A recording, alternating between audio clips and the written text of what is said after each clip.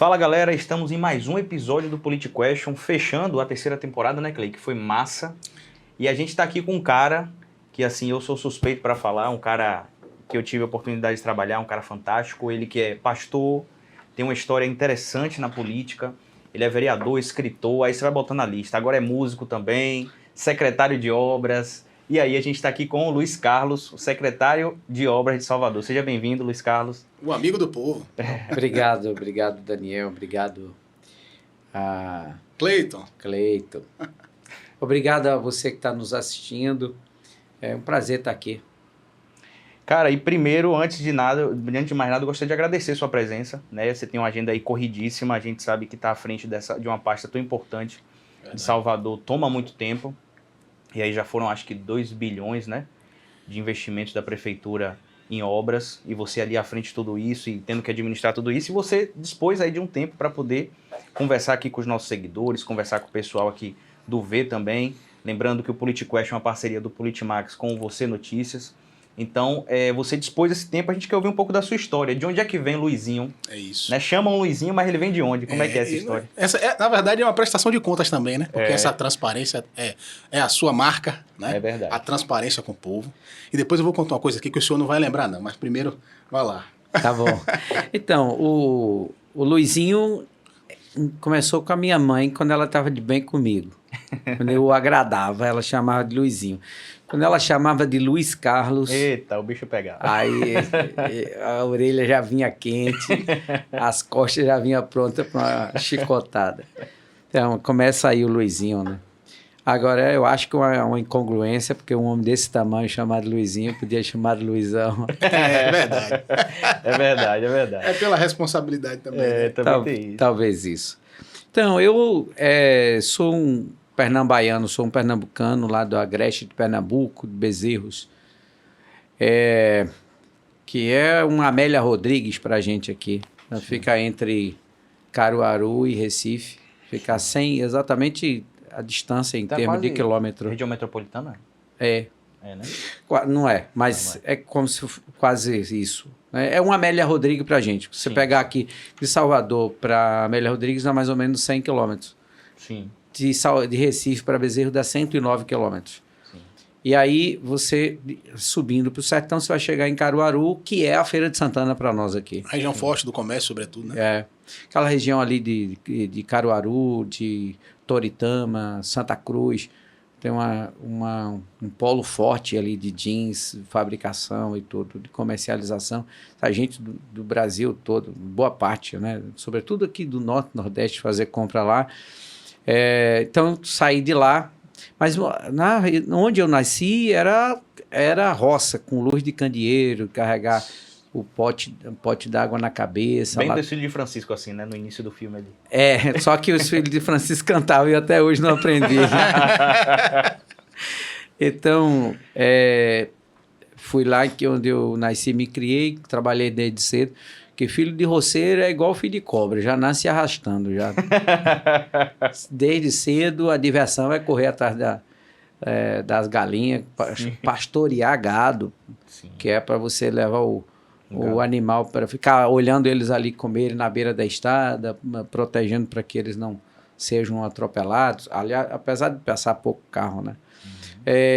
Ou não invadir a roça do vizinho, essas coisas. Então, desde menino, sempre trabalhei. Passou dificuldade? Muita dificuldade. Eu não cheguei a passar fome, de dizer, não tenho nada para comer, mas só ter, tipo, um cuscuz, de ter... Lá a gente chamava de xerém, que é aquele milho mais grosso. O cuscuz é o maná do nordestino, né? E aí, não chegava a passar fome, de chegar a dormir sem comida, mas comer uma coisa... Tipo uma farofinha, comer um cuscuz, comer um feijão, uma mandioca, quando tinha. Porque lá é cultura de subsistência, né? Você plantar o milho, o feijão, para no final do ano você vender parte daquilo e parte você armazena nos depósitos para durante o ano você comer. Aí cria uma galinha, um porco. A ideia da agricultura familiar mesmo. Cultura familiar. Então eu nasci, me criei nisso daí, sem ter energia, sem ter... O acesso à educação era muito difícil, a gente tinha que fazer uma longa caminhada para chegar até uma escola, né? Estudei a 4ª série, que na época era... hoje é o 5º ano, né? Um menino de 10 anos, eu com 16 para 17 anos, foi o máximo que eu consegui chegar. E aí, como todos os meus irmãos, na verdade, e diversos amigos que nasceram e criaram naquela região, eu fui para São Paulo, na tentativa de mudar de vida, né? Daquela expectativa de conseguir um emprego melhor. Velho êxodo rural, né? Morei 10 anos em São Paulo e eu vim estudar já depois de adulto, fazer supletivo, concluir o 1º e 2º grau, em médio, o fundamental e o médio. E foi quando consegui me formar em gestão de pessoas, administração. Como você disse, escrevi aí 2 livros de madrugada, mas agora não quero mais não. Quero dá muito trabalho. Com essa vida de secretário agora, todo o tempo disponível tem que ser para descansar, né? Pois é, comecei na política em 2002, coordenando campanhas políticas lá em Petrolina. Mas só um adendo aqui. Onde é que entra a religião na vida do senhor? Porque o senhor estava é porque a gente gosta muito de ouvir essa parte biográfica das pessoas, certo, né? E parece, como eu já falei aqui, eu fico imaginando, né? O senhor na roça. Eu imaginei dos filhos de Francisco, por isso que eu falei aquela aquele cenário, né? Mas onde é que entra a fé, a igreja na sua vida? Sabe, Cleito, quando eu morava lá na roça, não tinha contato com igreja, com esporte, com uma série de coisas, né? Para a gente assistir uma televisão, a gente tinha que caminhar 1 hora para chegar num distritozinho chamado Poços. E nesses distritos se coloca uma televisão assim no meio de uma suposta praça, porque nem banco tinha, e os meninos botam uma pedra lá, sentam na pedra e ficam assistindo um tijolo, assistir o MacGyver, não tinha MacGyver? Sim, MacGyver. Da sua época. Na minha época não. Eu peguei um pedacinho só. E era reprise ainda, tá? Aquele cara era inteligente demais, fazia uma bomba, explodia debaixo d'água, né? Eu tinha vontade de conhecer aquele rapaz.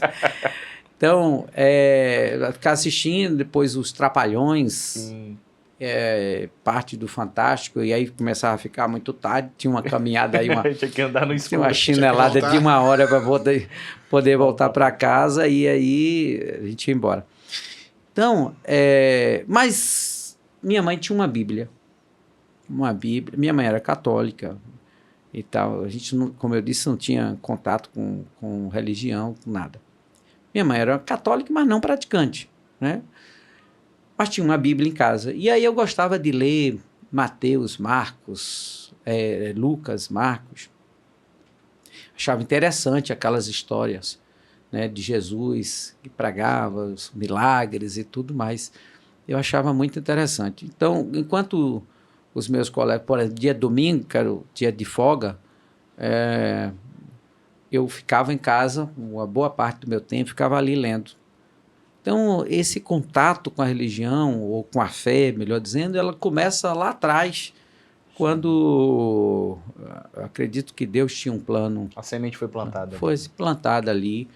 E aí, quando eu fui para São Paulo, esquece. Aí fui trabalhar em 2 empregos, quando sobrava. Aí você começa a ganhar um dinheirinho, ter contato com outros relacionamentos e tal.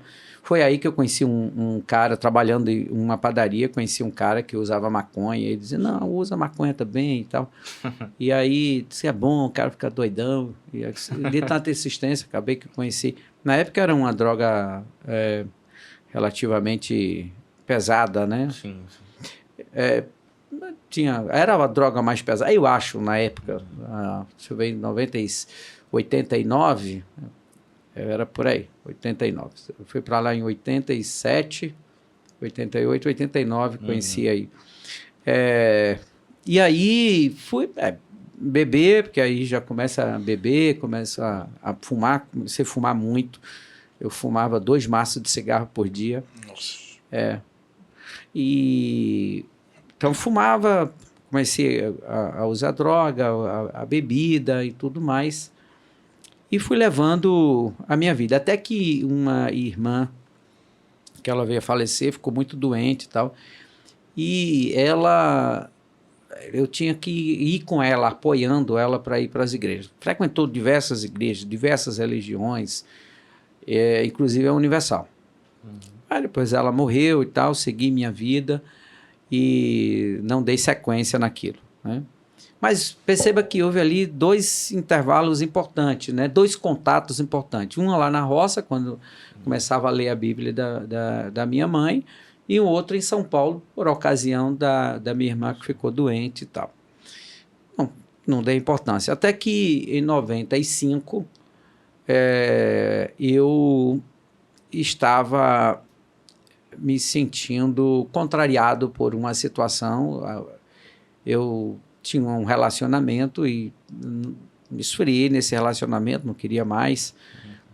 E, de repente, ficou assim, acordei no outro dia, um dia qualquer desse, e aí eu disse, eu quero casar.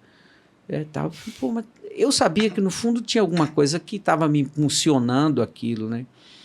E aí tinha na minha cabeça que na Igreja Universal desfazia trabalhos e tal, né? Libertava as pessoas. Eu disse, eu vou lá, porque não é possível, eu estou enlouquecido, nem condição eu tenho de casar, acabei de terminar esse relacionamento, que danado agora que eu quero casar. Ao mesmo tempo que eu queria a consciência, porque você sabe que por mais que nós nos convençamos de alguma coisa, né, que nos justifiquemos de alguma coisa, a nossa consciência diz assim, mas você sabe que você está errado. Sim. Né? Você sabe. Você pode representar, você pode falar, você pode se convencer, se autoconvencer. Não, rapaz, você né, Deus compreende, você sabe que você é um cara esforçado, sim, e etc e tal. Você pode se convencer para aliviar aquele peso mas a consciência diz assim, tudo bem. Você pode até argumentar o tempo que você quiser com você mesmo, mas você sabe. Então, a consciência é um negócio que o sujeito não perde, sabe? E aí, em meio a esse conflito, aí eu fui para a igreja. Fui para a igreja, cheguei na igreja em agosto de 95, e fui, na verdade, até janeiro de 96, meio que na vagabundagem mesmo, né? Frequentando a igreja, fazendo uma coisinha errada e tal. Na verdade, estava num processo de libertação. Sim. Mas a libertação ela não acontece até que você tome uma decisão. A libertação não acontece por oração, intercessão de alguém, ajuda, mas a libertação ela acontece por uma decisão. Tu diz assim, não quero mais. Né? Não quero. E aí, em 96, no início de 96, eu vi uma pregação, né, sobre, inclusive, a parábola do semeador, que parte caiu no caminho, que vieram as aves comeram, etc. Ou no espinho, no solo rochoso, e uma parte caiu na terra fértil e tal. E essa produziu a 30, 60 e a 100 por 1. Né? E o pastor, naquela época, disse, olha, tem muita gente aqui na igreja, mas nem todos vão ser salvos. Boa parte vai ficar. Aí eu disse, poxa, eu não quero ficar, não. Né? O que eu estou fazendo aqui dentro? Estou só me enganando as pessoas? As pessoas não, porque... Não faz diferença. Né? Se você vai na igreja e faz as coisas erradas, é problema seu. Né? Não vai mudar nem na vida do pastor, nem na vida das pessoas. Você só está adquirindo uma maldição para você, porque você carrega um título que você diz que é cristão e está fazendo errado. Sim. Beber um pouquinho de água. Fica à vontade aí. O cabra de roça gosta de conversar. Mas faz parte, beber água é bom para... Então, aí tomei de fato uma decisão de me converter. De fato, de abandonar aquilo, me batizei e tudo mais. E aí, comecei num processo de busca do Espírito Santo. E em março de 96, eu fui batizado com o Espírito Santo. Em 97, eu conheci a minha esposa. Em 98, casei. Eu namorei e casei em 11 meses. Eita! Tenho 25 anos de casado. Então, aí conheci minha esposa em 97, e aí já entrei no grupo de evangelização, né? Quando eu comecei a namorar com a minha esposa, eu era evangelista, depois eu fui levantado obreiro. Aí casei em 17 de janeiro de 97. E em 2000 eu fui levantado a pastor. Bom. Então são 23 anos aí, né? 23 anos. Exato, fizeram agora dia 8 de agosto. E depois desse período... Mas eu não queria não, desculpa, viu? Não queria ser pastor, não? Não. Nem eu queria ser pastor, nem minha esposa queria casar, tinha alguma inspiração para casar com pastor. Eu queria ser empresário, eu queria ganhar dinheiro. Por quê? Quando eu me libertei, né, me entreguei para Jesus e tal, comecei a fazer as coisas certas, Deus começou a abençoar, comecei a trabalhar por conta, aí começou a aparecer um dinheirinho a mais. Falei, poxa, legal. E como é que surge a ideia de renunciar a vida dando certo e sacrificar tudo para quem sabe? Algo duvidoso, né? Exatamente. Na época, inclusive, os pastores faziam convites constantes e tal. Então, olha, você que é obreiro, quer ser pastor. Principalmente jovem, né? É jovem, vem aqui na frente. Quero fazer uma oração por você. Eu disse, vou nada. Não quero não. Já sei o que é. Vou não. E tal, fui levando a minha vida. Aí casei, tinha uma folguinha, a gente viajava para outro estado, viajava ali para o interior, saía para jantar. Tinha um dinheirinho sobrando para poder fazer essas coisas, né? Legal, não quero. Eu vou expandir meus negócios. Minha esposa trabalhava e tudo mais, servia a Deus ali como obreiro. À noite, quando sobrava um espaçozinho do tempo, ia para a igreja evangelizar, final de semana, domingo passava ali o dia na igreja. Falei, tá tudo certo comigo. Eu vou seguir nesse caminho aí. Não tem nada errado. E, de fato, não tem nada errado você querer ser um profissional bem-sucedido, de você ser um empresário bem-sucedido. E você pode servir a Deus dentro do seu chamado, tá? Cada um tem um chamado, cada um tem uma missão. Imagina se todo mundo fosse pastor, ou fosse médico, ou fosse advogado, ou fosse comunicador, como vocês. E quem ia fazer a outra parte? Eu tenho uma história interessante que conheci um sujeito que o sonho dele era trabalhar no necrotério. Oxe, que sonho esquisito. Sonhos exóticos assim, né? E aí ele tá feliz da vida trabalhando lá. Imagina se... Terra no corpo, ó que bacana, mais um. Abre aí que eu vou lavar isso aqui. Bacana esse morto aí, tá legal, né? Mas isso é comum, isso acontece. Lembra quando eu falei assim? Inclusive eu vou contar uma coisa que tem uma relação até com o senhor. Que o senhor não vai lembrar. O senhor tá contando isso de uma pessoa que queria trabalhar no necrotério, que o cara é feliz trabalhando no necrotério, né? E às vezes isso também aconteceu comigo, não no necrotério, mas quando eu tinha, em 2007, eu entrei na universidade e fiz direito. O primeiro semestre foi uma delícia, porque eu via muitas disciplinas assim, voltadas à filosofia, sociologia, história, estava em casa. Aí quando começou o negócio ficar um pouco mais técnico, eu falei, isso aqui é um saco, eu não aguento isso aqui. Só que eu amava história, só que eu não tinha coragem de assumir que eu queria ser professor de história. E na minha cabeça eu falava assim, vou falar para meu pai que eu vou largar o curso de Direito para fazer História, pronto, vai vender miçanga na praia. É o estereótipo que as pessoas, né? Vai virar maconheiro, vai vender miçanga na praia. Eu falei, sabe de uma? Eu vou. E sou feliz sendo professor, né? Sou feliz, não me arrependo. E se eu hoje tivesse a oportunidade de fazer tudo de novo, eu faria exatamente igual. Isso é bacana, porque isso trata de felicidade, né? De realização, de missão. Então, imagine esse sujeito que é feliz fazendo a missão dele. Era a última coisa que eu faria na minha vida. Morto, né? E aí, então, não tem nada errado você querer ser professor, ser comunicador, ser advogado, eu não quero ser pastor. Isso aí é uma questão de missão, de chamado pessoal. E desculpe, lembra que eu falei que tinha uma relação? O meu primeiro estágio foi o senhor que conseguiu para mim. Na Secretaria de Direitos Humanos. E eu acho que deve ter passado, né? Passei. Foi aprovado. Passei. Mas foi isso. Então, aí eu não queria, apesar da insistência e tudo, estava seguindo a minha vida. Até que Um certo dia eu cheguei em casa, por volta de umas 10 horas da noite, da igreja, por sinal. Estou sentado no sofá de casa, minha esposa foi esquentar uma comida. E ali Deus falou comigo. Falou assim, para que você quer juntar tesouro aqui na terra?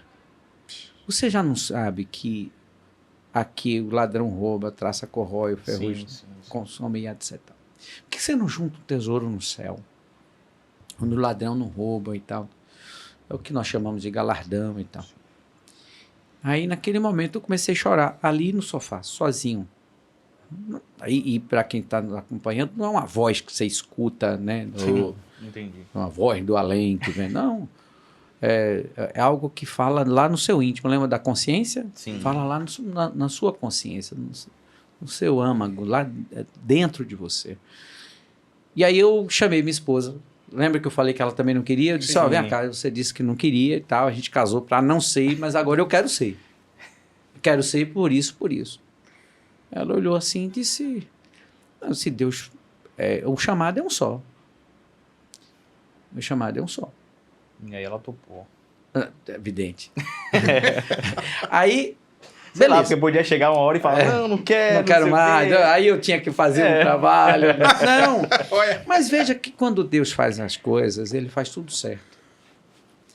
Tem uma história bem interessante da grande ceia, antes de Jesus ser crucificado. Jesus chama Pedro e João e especifica Pedro e João. Você vai lá, você vai até a cidade, você vai encontrar um homem. Esse homem vai estar carregando uma água, você acompanha ele. Quando ele entrar na casa, você diz assim, o Senhor mandou perguntar onde vai ser a Santa Ceia. Ele vai levar você numa sala mobiliada e lá você prepara a Santa Ceia. Então, a missão foi específica. Ele não tinha 12? Assim, quem de vocês aí pode ir lá? Sim, entendi. Entende? Uhum. Outro fato é que João disse assim, Senhor, eu vou encontrar esse homem lá, já estava pronto. Então, quando Deus dá uma missão, é porque ele vai dar a condição de cumprir aquela missão. Né? Veja quando a terra prometida, lá com Abraão, te darei uma terra. Então, uma promessa, né? É uma promessa, ele não viu a terra. Né?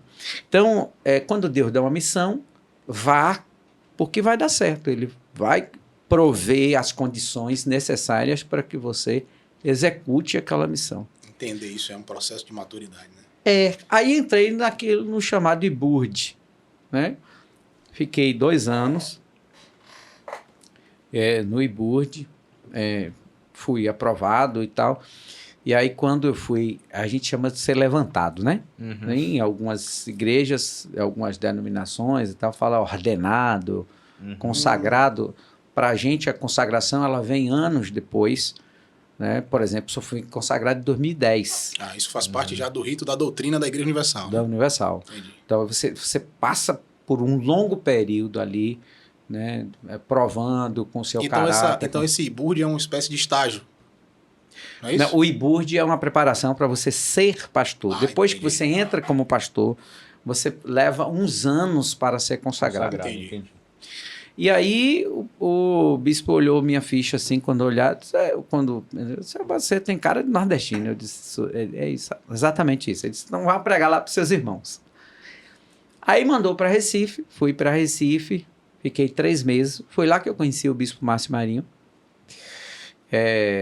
E depois fui para o sertão do Araripe, sertão de Pernambuco, lá da terra de Luiz Gonzaga, de Exu, Trindade, Araripina, já divisa ali com o Piauí, onde eu fiquei 1 ano e 2 meses. Lá nem água encanada, e esqueça. Chover também não. Então vem água da onde? De um caminhão-pipa. Semanalmente, todo mundo comprava aquelas bombonas, aqueles baldes que vêm com azeitona e tal. Todo mundo tinha aquilo lá. Né? Os mais ricos tinham uns mais baldes, e quem era desprovido, né? Quem tinha menos condição, tinha menos, e aí tinha que controlar o uso daquela água, que era para lavar roupa, tomar banho, etc. e tal, e beber, quem podia comprava uma água mineral. Fiquei 1 ano e 2 meses lá, essa cidade chamada Trindade, uma cidade que tinha sido campeã de uso de drogas e prostituição. Por quê? Porque lá é um polo, né, de minério de gesso. Então, caminhões do mundo todo. Do mundo porque vinha lá de Argentina, Uruguai, esses países mais próximos, carregar lá de gesso, tanto as placas, aquelas coisas todas. Onde tem muito caminhoneiro, onde tem movimentação de pessoas de modo geral, tem um comércio, né? Tanto comércio bom como ruim. Sim.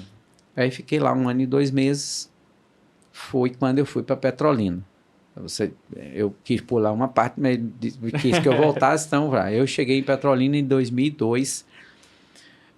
Foi quando tinha uma necessidade de que alguém coordenasse a campanha, na época, de 2 deputados, que era João de Deus e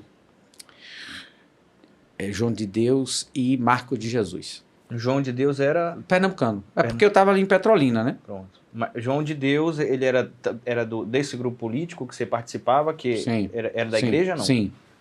Aí fui coordenar a campanha, ali no Vale do São Francisco, que pega desde ali por onde eu passei, por Oricuri, Belém de São Francisco, Cabrobó, todo mundo já ouviu falar de Cabrobó, já ouvi falar. Então, planta cebola e maconha. Não sei que relação tem comercial isso, mas...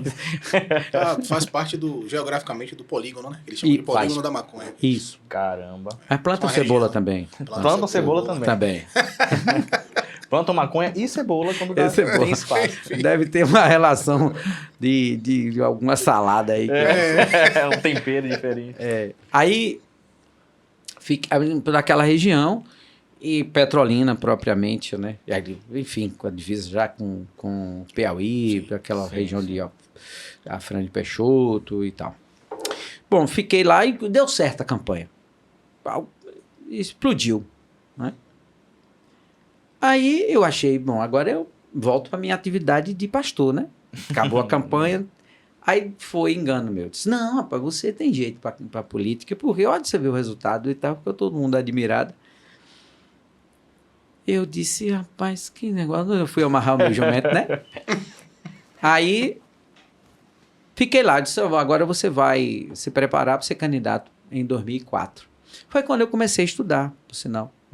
Sim. Comecei a fazer supletivo, à noite e tal. Sim. Aí concluí o EJA. Foi muito bom. Né? Foi muito bom. Nada de que Deus faz é ruim. Sim. Às vezes a gente não entende no momento. Às vezes a gente está passando por uma situação, é colocado para fazer alguma atividade, você fala, por que eu? Para que isso? Para que isso? Por que eu? Aí você acha, tem momentos que você acha assim, Deus não está nem me vendo. Engano seu. Deus está te treinando, né? Deus está te treinando. Né? Deus às vezes leva mais tempo preparando do que usando. E aí eu concorri em 2004. Sem qualquer experiência, nem recurso. Meu recurso era uma garrafa de 5 litros de água, aquelas garrafas térmicas, na mala de um BMW, mentira, um Gol 98, 2 portas sem ar-condicionado. E copo descartável, a esposa do lado... E quem aparecesse. E chinelo batendo de porta em porta, sou candidato, vou ganhar. E vou Confiança fazer. batendo. Lá em cima, tivesse aquele medidor assim que. A autoestima e a confiança. Bater lá em cima. Então. Vou ganhar, vou trabalhar por essa cidade e tal. Enfim, não ganhei. Não ganhei. Mas dizem que derrotas ensinam mais do que vitórias, né? Então eu acredito que essa bagagem foi muito boa o que havia de vida. Era um processo, sabe? No fundo, as duas eleições, outro dia eu estava conversando com um grupo de pessoas que tinham perdido, inclusive, uma campanha, eu contei exatamente esse relato. Eu perdi a campanha, mas eu não sofri. Primeiro, não me envolvi com dívida. Porque se você se envolver com dívida, no outro dia a aflição é grande, porque você diz, agora como é que eu vou pagar? Então, não me envolvi com dívida, fiz o que dava ao meu alcance. Porque você tem que fazer o que está ao seu alcance. Exatamente. Tudo que estiver ao seu alcance, faça. O que não estiver ao seu alcance, é Deus que vai fazer, você tem que confiar. Bom, e aí eu concorri a essa eleição, 2004. O antecessor teve 975 votos. Eu tive 1.647. O dobro, né? Mas aí não logrei êxito, fiquei na segunda suplência. E foi... Aí vai vir a campanha de 2002, 2004, 2006. Em 2006, fiz novamente a campanha para os estaduais. Para o estadual e para o federal. E aí, foi uma campanha diferente, porque no meio da campanha, esse cara tinha sido denunciado com aquele negócio do sanguessuga. Aí a gente... aquelas campanhas de 3 meses, né? Sim, sim. Eu já tinha feito 45 dias dizendo que ele era bom. E os outros 45? Aí nos outros 45 eu virei a chave. Aí eu voltava e disse, olha, não é mais aquele não. É esse daqui agora. É esse daqui agora. Porque ele... enfim. E isso é muito nobre. Porque eu poderia insistir. Disse, não, ele foi denunciado, ainda não foi comprovado e é inocente. Eu não tinha certeza se ele era inocente. Então, virei a chave, tanto é que depois ele se debandou, e, enfim, tocou a vida dele, não é interessante a gente falar sobre isso, mas, novamente, a campanha foi muito boa e tal. Eu disse, agora você vai ganhar para vereador em 2008. Eu disse, vai. Eu acreditei isso, e saí batendo de porta em porta. Lembra de mim? Lembra de mim? Eu disse que ia ganhar, eu não ganhei, mas agora eu ganho. E aí tive 1.900 votos. Cresci de novo de voto. Aí fiquei de novo na segunda suplência. Bom, também foi um período assim que eu aprendi coordenando as duas campanhas e concorrendo às duas campanhas. Você aprende com as pessoas. E eu não tinha qualquer experiência para isso. Portanto, não tinha nenhum planejamento. Eu passava a noite fazendo a agenda do dia seguinte. A minha esposa cansou de dormir no chão, assim, a gente no comitê, algum predinho que alguém doava, tal. E aí, minha esposa cansava, dormia assim no chão, e a gente escrevendo. Ia acontecendo aquela campanha de 3 meses, ia acontecendo e você ia fazendo. Tanto é que o Dingo, planejamento, tudo você fazia no decorrer. E aí não tinha equipe, né? Tinha meia dúzia de pessoas que me ajudavam. Aí nessa jornada aconteceram assim, coisas engraçadas, né? Que um cara chegou para mim uma vez, numa dessa campanha, e disse, olha, eu tenho uma moto equipada com som e é sua, para você fazer campanha. Na época, não precisava nem registrar, era só tocar lá e tudo bem. Aí, eu disse, beleza, já tem a moto, tem um som, né? Disse, quem é que vai pilotar? Era um som pesado mesmo. Você não tem ideia. Aí tinha Marcos. Marcos, ele era até meio gago assim, né? Então, grandão. O Marcos chegou para mim e disse assim, e mais pastor? E mais pastor? Eu larguei meu emprego para fazer sua campanha. Eu disse, vem cá, quem é que vai te dar comida? Você é casado, você paga aluguel, eu pago. Mas nem se preocupe. E já conversei com a minha esposa e eu vou fazer sua campanha. Eu disse, maravilha. Tá bom, Marco. Aí botei, disse, olha, bom que tem uma moto aqui para você dirigir. Juntou a fome com a vontade de comer. Aí tá lá, Marco, com aquela motinha. Passaram uns dias, ele disse, mas pastor, e o homem tá cobrando o meu aluguel. Eu disse, mas Marco, eu não disse a tu. Eu não disse a tu. E não, mas... E o senhor ajeita aí qualquer coisa. Mas tá, eu consigo. Aí depois passou os dias, ele disse que estava sem compra em casa e foi. Mas aí a questão não foi essa. Quando foi um dia, tinha um ponto de encontro numa barraquinha que a gente se encontrava numa praça. Era ali saía de manhã cada um para um lugar, em determinado momento se encontrava por ali. Aí eu disse, aí chego lá, tá Marcos, com a mão num dente assim, às 10 horas da manhã. Eu disse, o que tu tá fazendo aqui, Marcos? E olhe para isso, ele tinha quebrado um dente. Eu disse, o que foi isso, Marcos? Mas eu fui doar sangue e quando eu montei na moto e eu caí. Eu disse, Marcos, pelo amor de Deus, agora você tem que ver o dente de Marcos. Tem que arrumar um emprego pra Marcos. Ajeitar o dente de Marcos. Pagar o aluguel do cara. O aluguel de Marcos, pô. Meu irmão. Aí eu disse, mas Marcos, pelo amor de Deus, pra que você foi doar sangue? Você, numa correria dessa, meu irmão, o cara fica fraco por campanha, né? Se alimenta mal, sim, todo mundo, mesmo que o cara até tenha dinheiro, mas... Ele disse, e eu já vi, e onde cola? Eu disse, cola? Ele disse, eu já falei com a mulher, mas é R$50 pra colar. Beleza, mais 50 conto, Marcos. Aí, enfim, meu Deus do céu, ai meu pai do céu, é muita história. Viu? Muita história. Aí o senhor vai, sai candidato, perde as 2 vezes, e aí como é que o senhor chega em Salvador? Como é que foi essa ponte Salvador-Pernambuco? Tô lá, parecendo uma rolinha quando bate no vidro. Quebra o pescoço. Não quebra. Não quebra o pescoço. Não quebra o pescoço. Aí ela fica assim um tempinho, já viu? Quando bate na parede branco, qualquer ave. Bate e ela cai e fica lá no chão assim, olhando. Tipo, que diabo foi isso que eu bati a cabeça? Que me atropelou. Que foi que atropelou? Um vidro, né? Foi uma parede branca. Aí eu fiquei lá, parecendo uma ave, uma rolinha que tinha batido a cabeça na parede, né? Procurando. Tudo bem, mas também não sofri, não. Sim. Né? Eu não estou fazendo nada, não era nenhum projeto pessoal, na verdade. Sim. Não era um sonho de ser vereador. Sim. É uma missão. Bom, se não aconteceu... Paciência. Né? Quem me mandou foi o general. Então, que a responsabilidade não é do soldado. Sim. Concorda? Concordo. Bom, aí...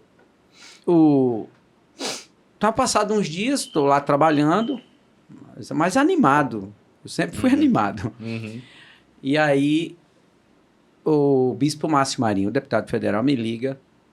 Aí disse, venha para cá, para Salvador, que você vai... Ele tinha concorrido, ele era estadual. Sim. Tinha concorrido para federal e perdeu, ficou na primeira suplência. Isso em 2006, não foi? 2006. Em 2008, Jusmari, que hoje é secretária da SEDU, era prefeita, era deputada, concorreu para prefeita de Barreiras. E aí ganhou a eleição e ele assume o mandato. Uhum. Quando ele assume, ele resolve. E esse contato que nós tivemos lá em Recife e tal, sim, trabalhamos juntos e tal. Aí ele resolve me trazer para Salvador, para ser o chefe de gabinete dele. Sim. Foi aí que eu indiquei ele o Cleito, para ser estagiário lá na Secretaria de Justiça, Cidadania e Direitos Humanos. Exatamente. Que na época... coube ao PRB, que não eram republicanos, a condução a indicar o dirigente e os que compõem ali, né? Não 100%, mas uma parte. Bom, aliás, dessa secretaria de estágio sobrou, assim, nos rendeu bastante fruto. Você, né, que permanece com a gente, sim, até hoje, graças a Deus. Fernando, meu assessor. Fernando é gente boa, Fátima, muito bom. Tati Paixão, Irá Lázaro, também. Irá também. Irá, Zé Trindade. Então produziu muita gente boa. Trindade. Não Zé Trindade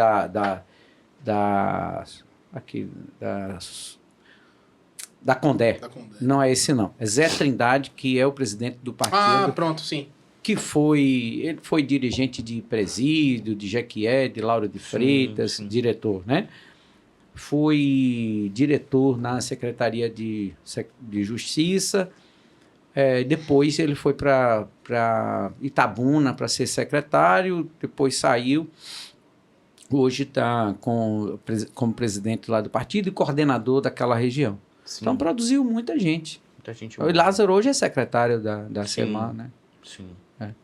Tivemos aí um intervalo, que foi quando nós saímos da secretaria e tal, até ir para o governo, que hoje estamos nesse projeto aí que vem dando certo, que é o da Prefeitura de Salvador.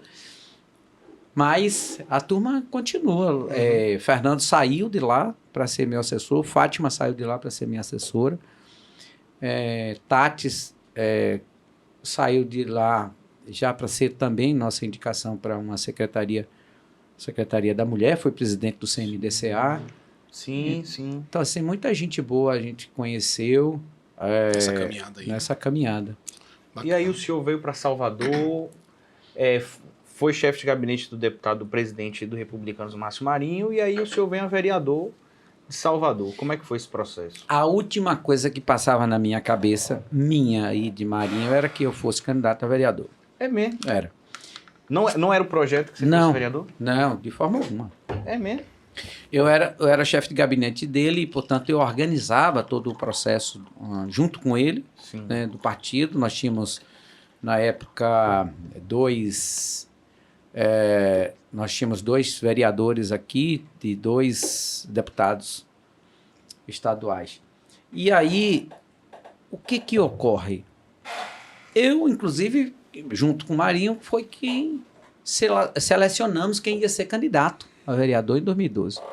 Eu estava muito feliz. Sim. Né? Primeiro que eu gosto muito do Marinho quanto pessoa. Segundo que eu acho ele um cara muito sério, super inteligente, trabalhador demais. Sim. Demais. O cara é um trator para trabalhar. Muito sério. Não perde 5 minutos articulando qualquer casca de banana para ninguém. Não se envolve com nada de errado. Pelo contrário. Você quer conversar com o Marinho, fale de projeto para ajudar as pessoas. Tal. Tô dentro. Se você for com conversa, não, porque sabe que Cleiton, eu disse, meu irmão, vai tratar esse negócio para lá que eu não quero, não. Então, estava muito feliz, né? Marinho era o presidente, como é hoje, presidente e coordenador do grupo político. Pode só um pouquinho. Uma gotinha de açúcar ali, ó. Uma gotinha de açúcar. E aí... Um muito açúcar aí, né? tiquinho. Tá bom. Tá bom? E aí, o que acontece? Estava muito feliz de fazer o que eu estava fazendo e ele também. Sim. Eu tinha dito, inclusive, para mim, só disse, seu cavalo da chuva, que você não vai ser candidato. Eu disse, ótimo. Eu nunca me preocupei em ser o protagonista. Se eu preparar um discurso e você falar bem, eu me sinto contemplado. Se eu preparar o palco para você e você fizer uma ótima apresentação, eu estou feliz. Se eu preparar um evento e o evento for maravilhoso, eu não subi no palco, mas não preciso subir. Eu me sinto feliz com que aquilo aconteça. Tenho meus defeitos. Sim, todo mundo tem. Mas, nesse aspecto, eu Isso não não tenho... é um problema, né? Não é um problema. Essa vaidade. Não. Então, eu acho que o importante é bola na rede, né? Quem fez o gol, todo mundo comemora junto. Essa é uma característica de quem sabe trabalhar com grupo também, né? Eu acho que o tempo faz as pessoas aprenderem a trabalhar em grupo, trabalhar no coletivo, entender que pode ser o outro, pode não ser você, mas é você também. Né? Porque Não sendo você, é o outro. Você sabe que uma coisa? Quando eu fui apoiar Léo Prates para presidente da Câmara, eu ia até te perguntar. eu disse para ele, olha, eu não me incomodo de ser liderado. Não é um problema para mim. E o mundo gira em torno de líderes. Sim. O que não pode acontecer é você usar as pessoas. As pessoas precisam se sentir dentro de um projeto. Né? Serem ouvidas, levadas em consideração. Aquele projeto que você tem, Daniel, aquela ideia não é 100% execuível, é 10%, ou isso é importante, mas não dá nesse momento, vamos levar para depois. Você não pode ser ignorado. Sim. Né? Então, eu estava muito feliz, Marinho também, com o meu trabalho. Depois o senhor disse que estava mesmo, viu? Para não ficar um negócio... Inclusive, deputado, estamos aguardando o senhor, já fizemos o convite. Sei que sua agenda está apertada, sei que ter esse translado entre Salvador, Brasília, o interior da Bahia é complicado, mas quando o senhor tiver um tempinho, nossas câmeras estão abertas para recebê-lo aqui, beleza? Ótimo. Pode dar sequência. Então eu estava feliz e tal. Aí tinha Come um amendoinzinho também, pelo amor de Deus. Depois você come aí. Depois. O docinho também. E aí o que acontece? Tinha um grupo de candidatos que ia sair no estado. Aqui em Salvador tinha um rapaz chamado Adriano. E Adriano... chegou um determinado momento que não podia ser Adriano. Aí tinha lá um grupo de pessoas. Disse, não, Luizinho, bate Luizinho. Aí um sábado à tarde, Marinho morava em Lauro de Freitas. Aí fomos para a casa dele. Ele disse, só tem uma notícia para te dar. Eu disse, que foi? Ele disse, você vai ser candidato. Eu disse, aí o sangue foge, né? Porque é muita responsabilidade. Uma coisa é cuidar de uma campanha, outra coisa é estar exposto, né? Mas não é isso não. Eu acho que eu não estava de fato preparado para isso, para receber essa notícia. E o que as pessoas precisam saber sobre um vereador é de muita responsabilidade. Sim. Para quem tem. Né? Mas é um cargo super importante. Um PDDU, uma LOUS, um plano de educação, um plano ambiental. Mexe com a vida de todo mundo. Mexe com a vida. As pessoas não moram no estado. As pessoas moram no município. E até a própria divisão do Pacto Federativo deixa o interesse local com uma responsabilidade muito maior do que a do estado. Decidir. Sem dúvida. Entende? E só esqueceram de mandar o cheque, né? Para pagar a conta. Isso Porque aonde aonde você tem uma arrecadação das taxas, né, dos tributos, do imposto que é o IPTU, que em Salvador mais de 300 mil famílias, né, residências não pagam por causa daquele corte de isenção de 120, uma casa que custa, avaliada em até 128 mil reais, não paga IPTU em Salvador, aprovado pela Câmara, claro que foi indicado.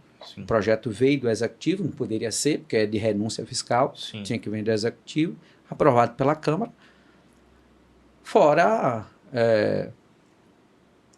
as sonegações e tal, mas isso aí é um capítulo à parte. Então você tem uma grande massa que não paga o IPTU. E é uma cidade complexa. Você tem Salvador, você tem em cima as avenidas, no meio você tem as escadarias longas, as encostas, e embaixo você tem os canais. Escadaria é obra manual, cara e demorada. Encosta é cara e demorada. Só para você fazer um projeto de encosta é 90 dias. Por quê? Imagina. Porque em projeto de encosta, você chega lá e acho que isso aqui é solo grampeado, sabia? Acho que isso aqui vai ficar bonito, com uma cortina atirantada, um muro de arrimo, de pedra. Não, você tem que fazer... dar o espaço, saber... Você tem que fazer uns furos no solo para saber que tipo de solo, que tipo de resistência ele tem. E a partir daí, o tamanho dos tirantes. Qual é a profundidade que ele tem que ir naquela encosta para poder conter? Por isso que é contenção de encosta. Sim. Então você pode... E que espessura é isso? Você vê que tem tirantes que eles são grandes, né? Aquela cabeça dele, aquele fechamento dele é grande. Outros são menores, porque isso depende da altura, da profundidade, uma série de coisas. E aí então você tem que mandar, inclusive, para laboratório em alguns casos. Sim, especialistas, empresas especializadas em determinados serviços. Então você tem em cima avenidas, aí você tem problema com trânsito, problema com lixo. Sim. Você tem no meio do caminho, né, na descida, você tem as escadarias, você tem as encostas e embaixo os canais, que, infelizmente, muitos invadidos com casas construídas em cima dos canais. Sim. Né? E daí, me disseram, o deputado Marinho disse, você é candidato a vereador. Eu disse, beleza. Você vai digerir aquilo e tal. Engolir o choro, né? Assim, digerir aquilo e seguir em frente. Aí fui candidato em 2012. Quantos votos? 13.505. Bem votado. Fui o 7º naquela época. Aí fiquei na Câmara, né, durante todo o mandato. Em 2000, sempre participo das campanhas, coordenando as campanhas. Coordenei 2010, 2012, Marinho foi candidato a prefeito, mas eu ajudava muito pouco, porque eu tinha que cuidar da minha campanha com uma equipe grande de 6 pessoas. O Marinho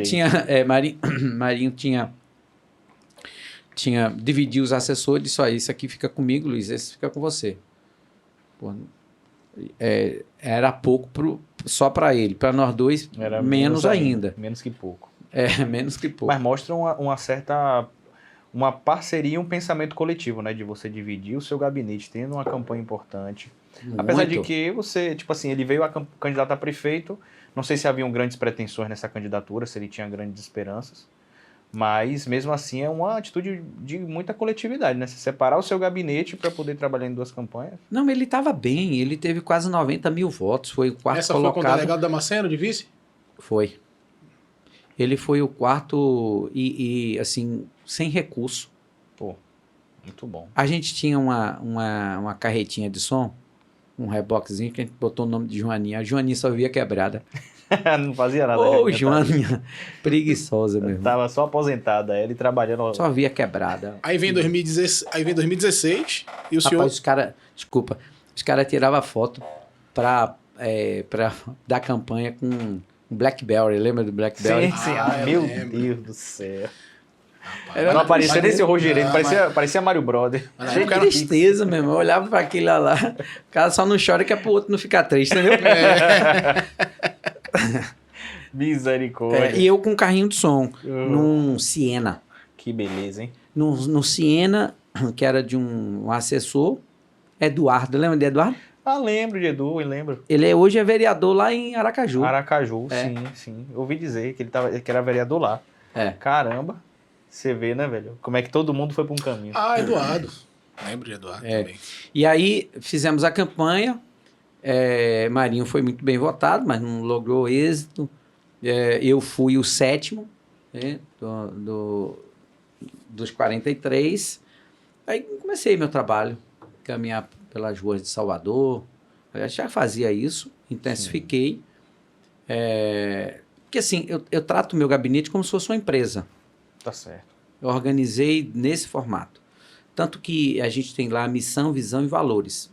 Eu escrevi. Eu escrevi qual é a nossa missão. Quais são os nossos valores. E qual é a nossa visão. Fiz os assessores internalizarem isso. Eu fazia a reunião e tinha que ir em coro dizer qual era a nossa missão. Produzir a melhor qualidade de vida a todos os soteropolitanos. E botei um quadro grande lá na recepção para poder ninguém esquecer. Sim. Qual é a nossa missão? Produzir. Produzir significa dizer que não existe ainda. Né? Que é para trazer a existência, para fazer algo. Produzir uma melhor qualidade de vida a todos os soteropolitanos. É a nossa visão, tornar nosso mandato conhecido e aprovado. Não é só conhecido. Só conhecido não adianta. Não. E os nossos valores, independente de filiação partidária, credo religioso, opção sexual, todos devem ser tratados com dignidade e amor. Eu proibi lá no gabinete perguntar se votou ou se vai votar. É terminantemente proibido. E quando o senhor fala de aprovação, então dialoga com o seu número de votos nas últimas eleições, 17 mil votos. Foi. 17.035. 35. Mas tem um detalhe. Olha, você vê que o 5 foi 13.005, o 17, 35. Mas antes dessa 17 mil, teve uma 16.530. E num contexto totalmente diferente, né? Porque do dia 2020 foi pandemia, totalmente desafiador. Então, Um contexto desafiador, realmente. Mas em 2012, 2016. E aí eu fui o segundo mais bem votado. Perdi para Paulo Magalhães. Perdi não, porque eu não estava competindo com ninguém. Nunca Mas, é a minha entendi. inspiração, nunca Sim. foi minha inspiração ser mais votado, não. Mas, enfim, Paulo ficou em primeiro lugar, porque era presidente da Câmara, e eu fui o segundo mais bem votado, com 16.530. E aí, continuo o trabalho. Aí, infelizmente, veio a pandemia. Eu estava torcendo para que o Congresso decidisse por uma prorrogação. Sim, Ficar mais 2 anos aqui, sem passar por esse sacrifício. Sem fazer o concurso. Rapaz. É desgastante, né? É muito. Aí fui candidato. Aí não prorrogou. Prorrogou de. Acho que foi alguns dias, não foi? Era de outubro para novembro. Foi isso mesmo, foi um mês. Pra ver se o vírus ia embora em um mês, mas não foi, não. Não foi, não adiantou, não. A gente fez campanha, irmão. O dia todo de máscara. Meu Deus. Pense você falar. Uma coisa, você tá de máscara para conversar. Você ir de máscara Subir morro, descer morro de máscara, entrar em comunidade. É isso. Eu boto minha máscara e vou ali no mercado fazer compra. Eu vou no shopping. Você encontra alguma coisa, tudo bem, amigo. Fala com o vendedor, beleza, vai embora para casa. Chega em casa, tira a sua máscara. Imagina você o dia todo. A orelha já assim. Já... Depois eu tive que fazer o dia todo de máscara. Aí você tá falando, a máscara cai, você puxa pra cima. Aí troca de máscara, bota outra. E o dia literalmente todo, porque de noite a gente ia pras igrejas. Sim. Né? E aí troca de microfone, todo mundo troca. Agora a oportunidade para fulano. Então, amigo, eu vi. Álcool no microfone. Que álcool, meu irmão. Que álcool. Era a fé mesmo. E aí tal. Mas graças a Deus, não, se eu peguei a Covid, fui assintomático. Sim. E fiz campanha. Eu peguei 3 vezes na campanha, as 3 assintomáticas. Aliás, uma teve sintoma de falta de paladar. Tá. Aí fiz a campanha, né? Meio a pandemia e tal, aquela confusão toda. Mas não deixei de fazer nada. Nada. Uhum. Não deixei de ir para uma reunião, não deixei de fazer caminhada, não deixei de fazer nada, absolutamente nada. A dificuldade era maior para regimentar pessoas. Sim. A dificuldade era maior no falar, né? Porque falar com a máscara o dia todo. A dificuldade era maior em todos os aspectos. Mas também não deixei de fazer nada. Fui para cima. Agora... Aí foi quando eu tive, o que você falou aqui, os 17.035 votos. 35 votos. Agora, entrando mais assim já que a gente já chegou em 2020, né? E aí agora a gente já está próximo a um próximo concurso. E quando o senhor ganha em 2020, com essa expressão toda de votos, nos bastidores a gente falava, pronto, é agora que o Luizinho é presidente da Câmara, né? Todo mundo estourou de votos num cenário desse. E normalmente, né? O rito natural é que normalmente é isso, né? Mas a gente esperava, né, esse gesto aí. Olha, desde quando eu fui candidato... E circulou muito essa conversa aí. Desde quando eu fui candidato em 2002, que aqueles mais apaixonados, né? O senhor tem que ser o mais votado para ser o presidente da Câmara. Perdão. De onde vem isso, né? Outro dia, a força de expressão, fui pesquisar. Porque eu fiz um programa, quando eu estava na Câmara, que chama Câmara nas Escolas. Eu ia nas escolas do município, normalmente alunos do 9º ano e tal, de 12 anos para frente, para palestrar sobre a instituição, né, os 3 poderes constituídos no nosso país, ou qual é a responsabilidade, ou quais são as responsabilidades de cada um, e como ingressar em cada um deles. Então, por exemplo, a gente foi ver que de 1549 a 1822 permanece um único poder no país. Câmara de Vereadores. Os chamados homens bons. Né? Tanto é que era Câmara, Cadeia e Açougue. Porque eram os vereadores que determinavam o preço do cereal. Eram os vereadores que prendiam, julgavam e soltavam ou mantinha preso. Era os vereadores que legislavam e executavam o orçamento. Bom, até que teve lá a primeira Constituição, e no artigo 174 dizia que o mais votado devia ser o presidente da Câmara. Ah, então daí que vem, né? Daí que vem.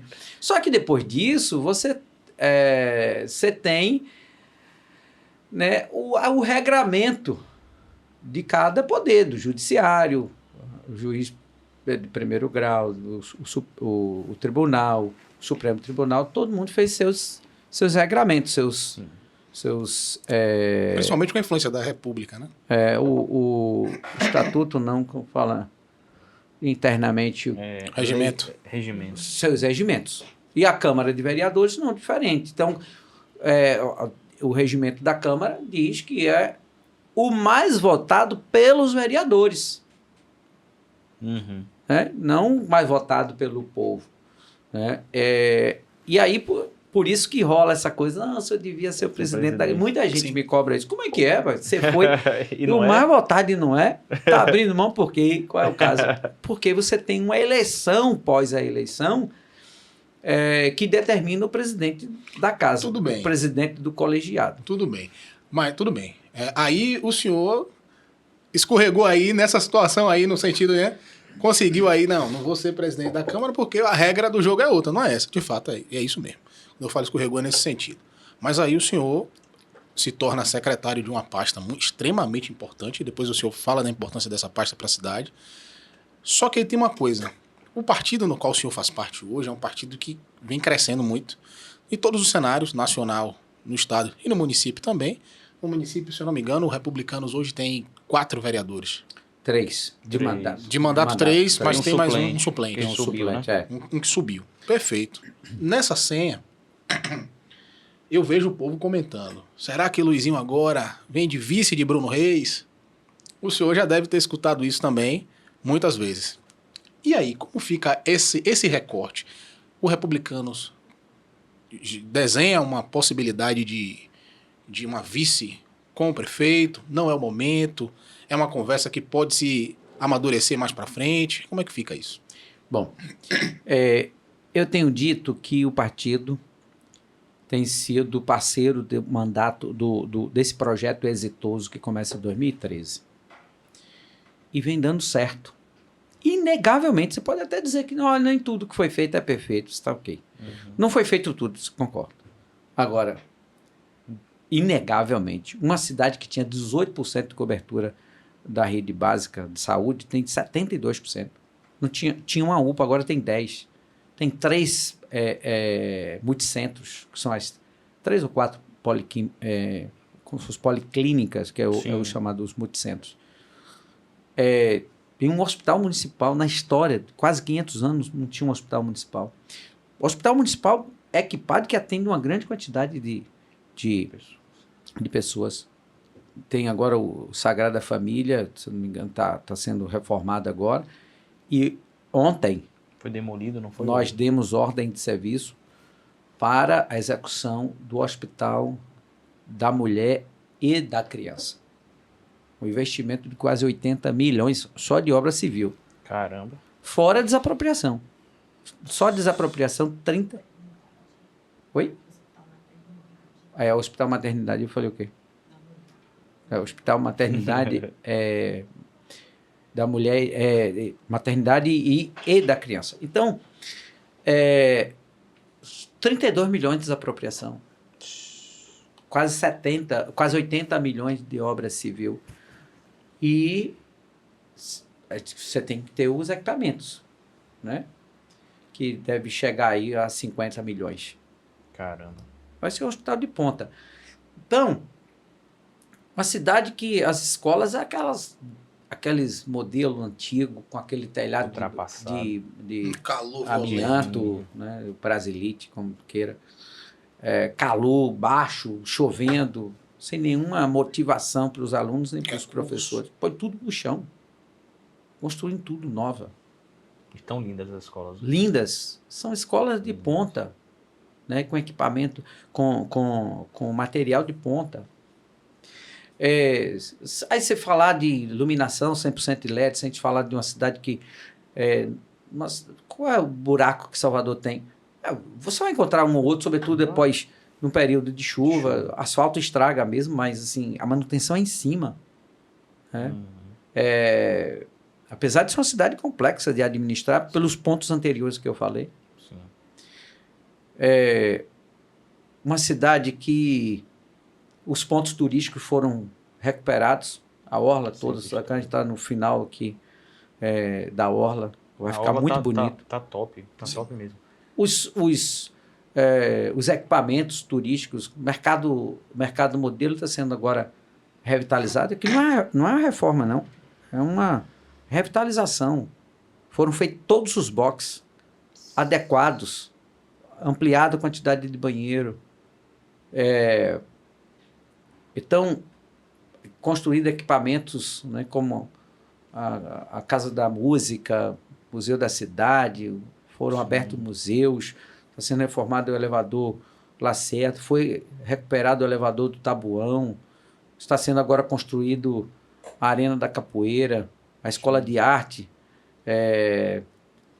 muita coisa. O Centro Histórico virou uma outra realidade. Estamos fazendo a Conceição da Praia. Era o Centro Histórico, você olha hoje e de alguns anos atrás é outra coisa, parece que está trazendo vida de novo para aquele espaço ali, para aquela região do Centro Histórico. Tá lindo demais, tá massa. Muito, muito. Então, assim, a cidade tomou uma outra dimensão. Quando você recebe qualquer pessoa em Salvador, fala, pô, foi o que aconteceu. Pessoas que moravam antes, que falam, rapaz, o que aconteceu em Salvador? Ficam encantados. É verdade. Só esse ano, nós vamos agora completar 400 praças. Espaços que estavam degradados ou que não existia, agora viraram um equipamento de encontro. A prefeitura está devolvendo a cidade para os seus cidadãos, seus munícipes. Isso é importante. Né?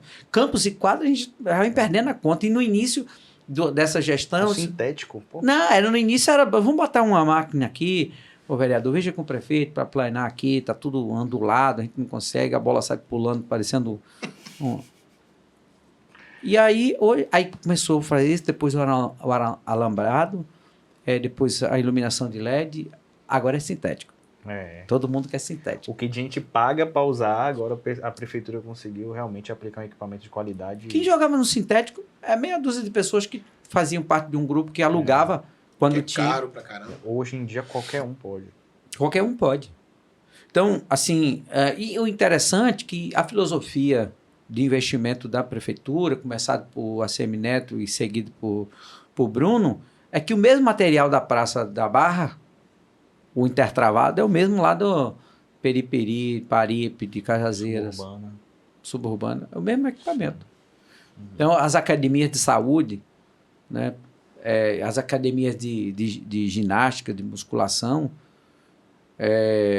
estão aí pela cidade, contribuindo e muito para a cidade. Asfalto, né? Quantas ruas foram asfaltadas, foram recapeadas, quantas novas vias surgiram. Por exemplo, 29 de março, Jaguaripe, você tinha que dar a volta lá na 8, subir aquela ladeira, se você tivesse força, né? Para subir, passar pelo centro todo de Cajazeira para chegar em Jaguaripe.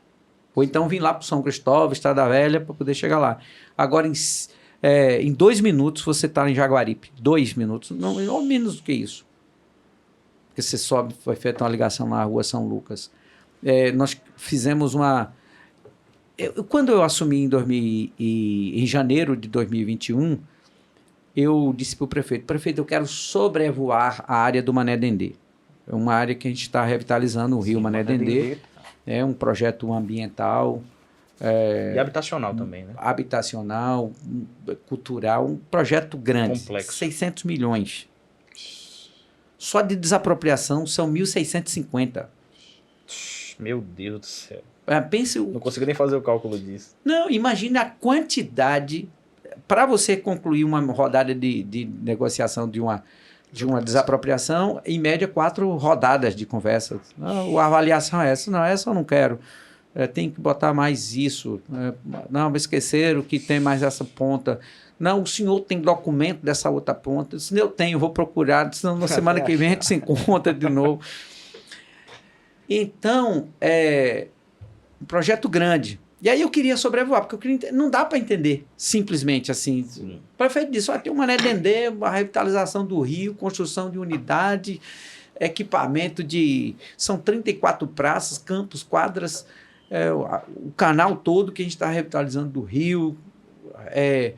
Aí tem 2 escolas, tem um centro cultural comunitário, tem um terminal rodoviário, um mercado, construção de 710 unidades habitacionais. Cara. Isso, não dá para entender isso. Uhum. Aí eu disse, prefeito, quero sobrevoar, para eu entender de onde começa e onde para, né? Sim. Ele disse, eu gostei da ideia, vou contigo. Só que a gente vai sobrevoar a cidade toda. Aí foi eu, Sóstenes, que é da Codesal, que entende tudo, sabe onde todas as encostas estão. Está há muito tempo na gestão, desde lá não sei de onde. A vida de Sóstenes é na gestão. Foi secretário, foi tudo, prefeito do bairro, enfim, está há muito tempo na frente da Codesal. E um funcionário que morreu num acidente de moto, chamado Jai, não sei se você lembra dele. Acho que eu lembro. Era um gigante para trabalhar, conhecia muito a cidade. Fomos nós 4 num helicóptero. E aí sobrevoamos a cidade e tal. Aí fomos ver encostas onde tinha o maior grau de risco, onde tinha que atuar. E tinha as encostas e todas as coisas. E aí foi que nós vimos essas ligações, inclusive a Via Bronze, que ele conecta ali Alto de Cotos com Valéria, tirando um pouco do trânsito ali da Estrada Velha do Derba, né? A 528, enfim. Diversas novas vias foram criadas. Agora estamos fazendo a Rua dos Colibris, que é conectando o Imbuí a Curralinho. Sim. Ali o Curralinho ficou massa também. Tá. Fizemos ali a Granja Mar Azul, que é conectando o Curralinho lá com a... Esqueci ali onde tem esqueci o nome daquela rua. É onde tem ali o Parque dos Dinossauros. No Estiepe ali. Sei, no Estiepe. Agora... Então... A pergunta era sobre a vice-prefeitura. A gente foi para outro lado. Então, aí... Você foi longe, né? Então, o que acontece? A gente está nesse projeto exitoso desde o início. Sim. Chutando o escanteio e correndo para a área para cabecear. Sim. Por quê? Porque a gente aprova o projeto na Câmara e vai executar. Então, a gente tocando lá a infraestrutura, Secretaria de Manutenção e a DESAL. Uhum. E temos 3 quadros na Câmara. Temos 3 estaduais, 3 federais.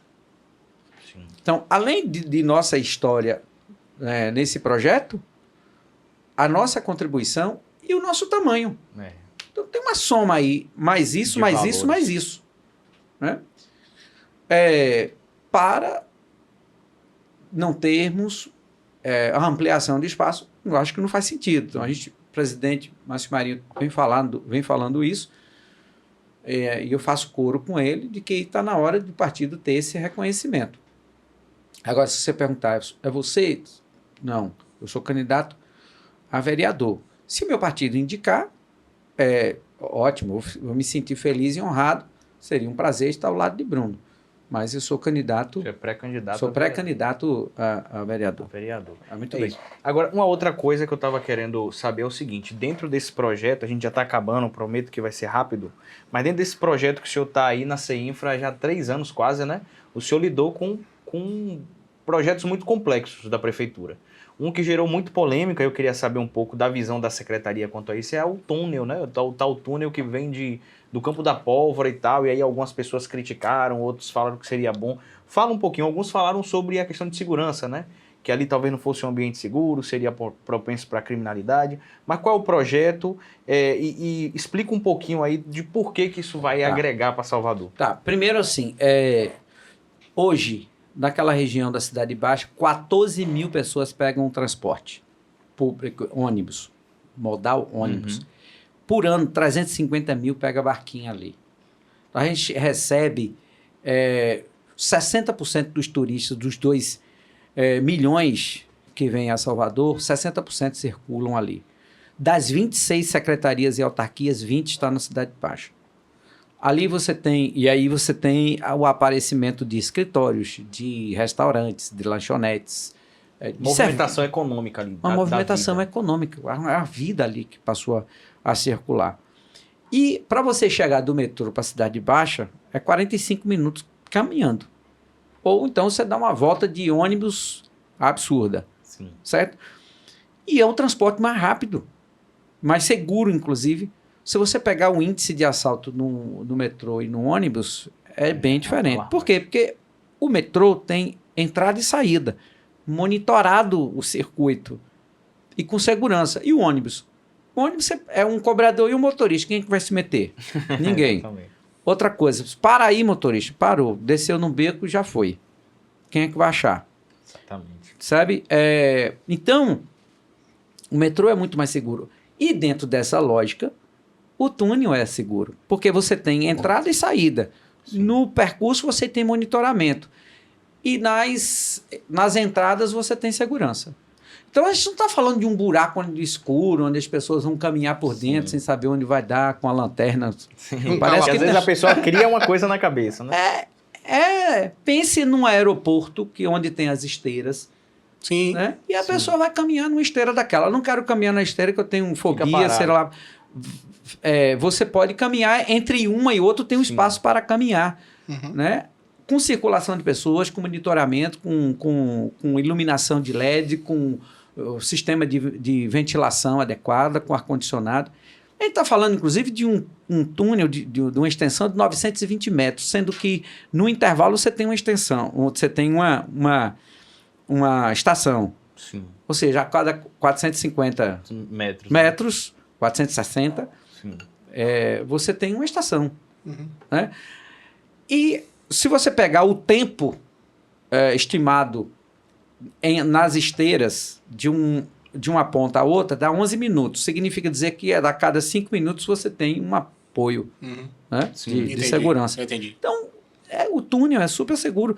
Aliás, aqui a gente tem falando de um túnel de 920 metros. Em outros lugares você tem, em São Paulo mesmo, você tem longos trechos que as pessoas caminham sem nenhum problema. Né? Você não tem ambulante lá dentro, não tem espaço para isso. Sim. Né? Você tem nas estações, mas você tem lojas de café, livraria, souvenir, essas coisas do tipo. E vai movimentar, de uma certa forma, um mercado, um comércio. Né? Então, o túnel é bacana. E você gasta, quer dizer, é um estímulo para as pessoas deixarem o carro em casa para ir ao Pelourinho nas festividades, para ir trabalhar aqui no centro. Você deixa o seu carro e vai de túnel, nessa passagem de pedestre. Sim. Em 11 minutos você está na Cidade Baixa, ou você subindo é 15 minutos, um pouco mais. Mas você tem a oportunidade, na verdade, levar o metrô para a Cidade Baixa, só que de forma diferente. Porque se você for fazer 1 quilômetro de metrô, você ultrapassa a casa de 2 bilhões. Você faz isso com muito menos, através do túnel. Do túnel. É um equipamento, inclusive, que estimula ali a circulação do turista, que apoia o trabalhador, o munícipe. Sim. Então, e que, de certa forma, pelo que você está falando, agrega segurança também, né? Porque se tem todos esses pontos de apoio, vai ter todo esse monitoramento. A gente vê ali que o Pelourinho, às vezes, tem ali aquelas figuras um tanto que duvidosas, às vezes tem muito furto e tal. Com certeza. Então, talvez possa agregar esse valor. Mas todo centro histórico onde tem mundo circulação Sim. de turista. Tem. Tem. Israel tem. Sim. Agora me diga uma coisa, ano que vem, eleição, e eu estou sempre fazendo essa pergunta para pessoas que chegam aqui. Quais são suas previsões, assim, com base na sua experiência de campanha, de eleição? Eu sei que o senhor hoje faz parte de um grupo da prefeitura, grupo do prefeito Bruno Reis, mas a gente já tem um tempo que não tinha uma previsão de uma eleição tão disputada, né, como provavelmente será em 2024. O senhor faz parte de um grupo que talvez o candidato mais forte que vai fazer um fronte ali com Bruno Reis já fez parte também do seu grupo, né, do grupo da prefeitura, que eu quis dizer, que é Geraldo Júnior. Geraldo Júnior vindo, o senhor acha que ele representa uma grande ameaça e com chances reais de ganhar essas eleições? O que é que o senhor acha? Não, primeiro, chance todo mundo tem. Todo mundo tem. Né? Uma E eleição ele provou nessa parte última. desse princípio. Sim. Agora, grande chance, eu não vejo. Por quê? Se as pessoas pararem e fizerem uma reflexão sobre o que era a cidade, como está hoje, e você ter a chance de dar continuidade na velocidade que vem, ou você interromper para aventurar, eu não acho que é uma decisão mais sábia. A decisão mais sábia, na minha opinião, é uma continuidade daquilo que vem dando certo. Ninguém vai insistir numa coisa que está dando errado. Então, eu penso que não é uma candidatura que vá criar grandes preocupações. Agora, ninguém ganha e ninguém perde por antecipação, né? É preciso que nós tenhamos coragem de dialogar com a população. Você lembra como era Salvador? Né? O quanto nós sofríamos, o quanto éramos envergonhados por uma cidade nas condições que tínhamos. Nós mesmos tínhamos dificuldade de falar da nossa cidade, lixo, escura, esburacada, com os pontos turísticos deteriorados, e com isso a baixa empregabilidade. Né? Se não circula dinheiro, você não tem emprego. Já há demanda, né? Distribuição de renda. Então a cidade está no caminho certo. Vamos aventurar? Né? Eu acho que a população vai fazer esse questionamento. Sim. Né?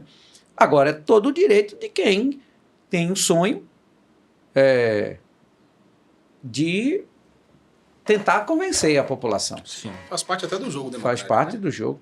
Senão fica... Deixa eu emendar uma pergunta aqui, que nos bastidores da política rolou muito uma conversa de que nessa última eleição agora, de 2022, foi 2022, né? A gente está em 2023, foi isso mesmo? 2022. De que houve um convite formal do grupo de Jerônimo Rodrigues para que o Republicanos compusesse e pleiteasse ali talvez uma vice-governadoria no lugar de Geraldo Júnior.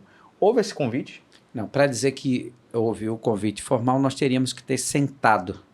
Sim. Né? Márcio Marinho não sentou para ouvir proposta, porque não interessava. Sim. A gente acreditava no projeto, na proposta de governo de ACM Neto, porque acreditávamos que ele ia fazer pela Bahia o que ele fez por Salvador,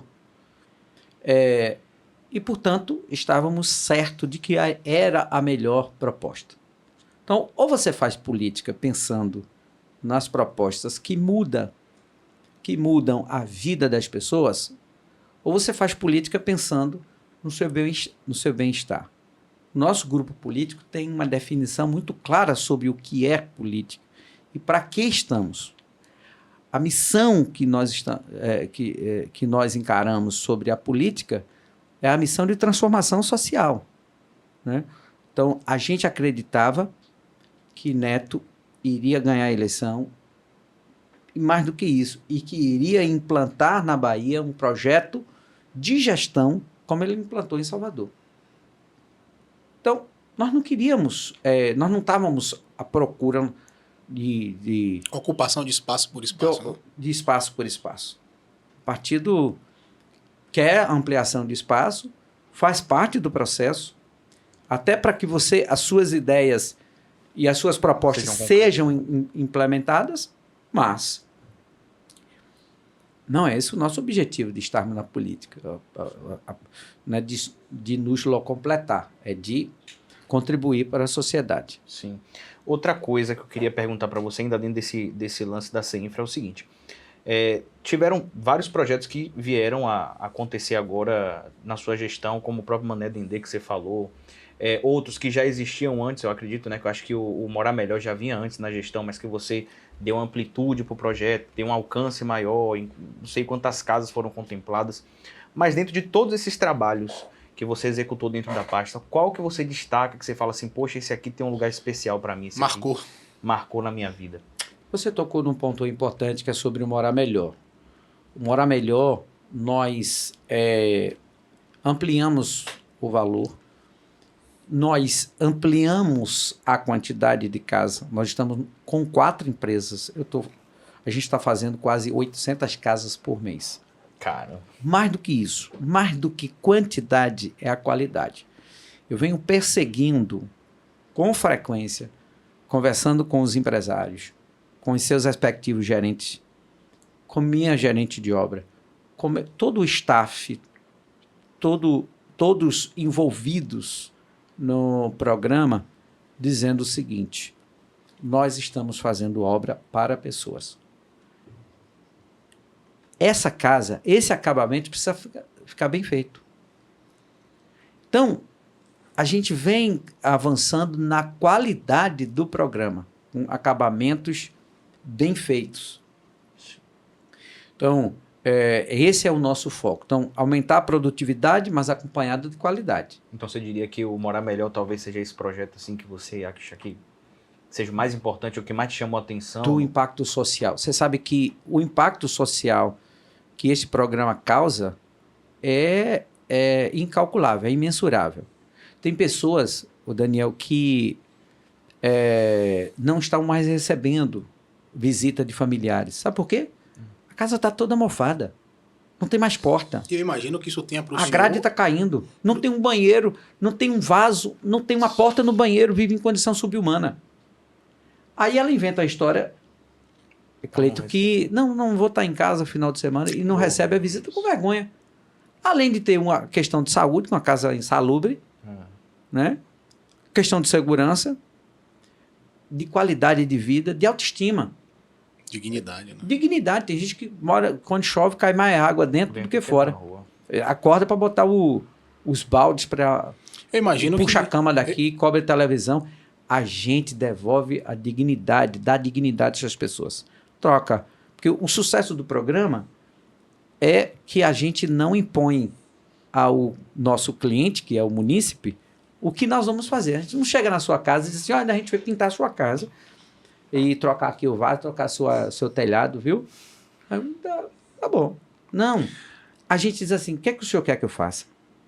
Ah, eu queria trocar muito essa porta, tá muito feia. Até com o sonho da pessoa também. Sabe o que é que chama a minha atenção? O senhor, logo no início do programa, falou que contou-se um pouco da sua história, de onde o senhor veio.